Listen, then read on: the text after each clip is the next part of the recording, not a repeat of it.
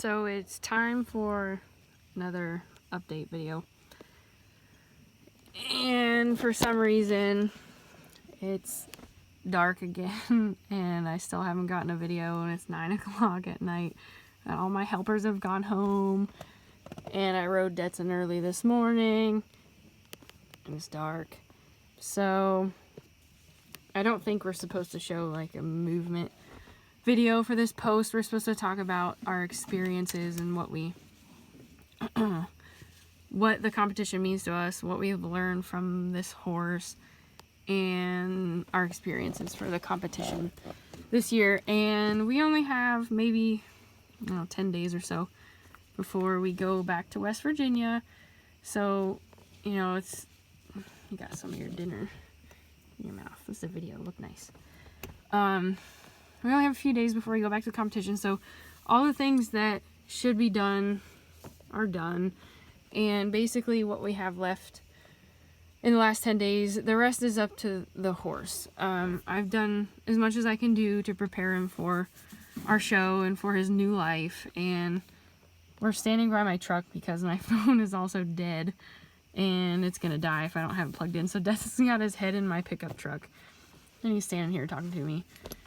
And he's about to get back on the trailer. Don't bite me. About to get on the trailer to go back home for the night.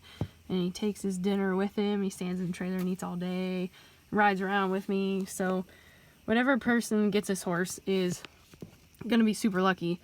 He's not perfect. He's a baby. He's 3 years old. He was wild when he was a yearling. He's got some really, really, really, really good qualities, but I don't want him to go to a home where somebody's going to expect him to be absolutely perfect. He's a good horse, but if you start asking him to do something that he's not familiar with and you get impatient, like all of us have done, and we can all sit here and pretend that that all of us trainers are perfect and we never get irritated with the horses and we never think about what they have to do come show day. I'm sure all of us that have expectations of doing well at the show next weekend have maybe pushed the horses and not done as well as we should have.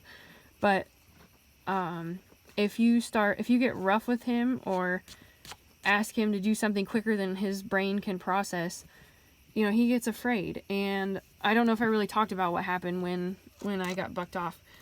But I was in the beginning processes of teaching him how to spin, and he knew the basics of moving his front end, and I was asking for a little bit more. He knew how to bring his front end around, but I thought he should be moving his front end a little bit faster and giving me a little bit more.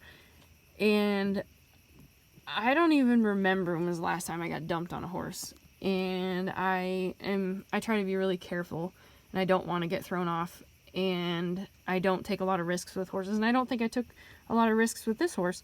I just think I was expecting too much out of him.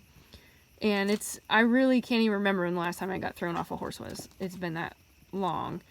And I didn't expect him to do what he did, but it really was not his fault. I got impatient with him, and I was expecting more than he could mentally handle at that moment.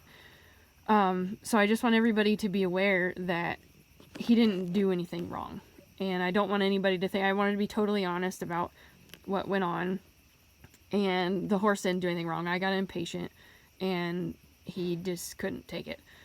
So I think the most important, valuable thing that I've learned through this competition is that I don't know how he's going to do at the horse show. He could go to the horse show and he could do super well, or he could go to the horse show and he could not do well. He could be distracted. He could lose his marbles. It could be not a good environment for him. I don't know, and I'm not going to know until we get there.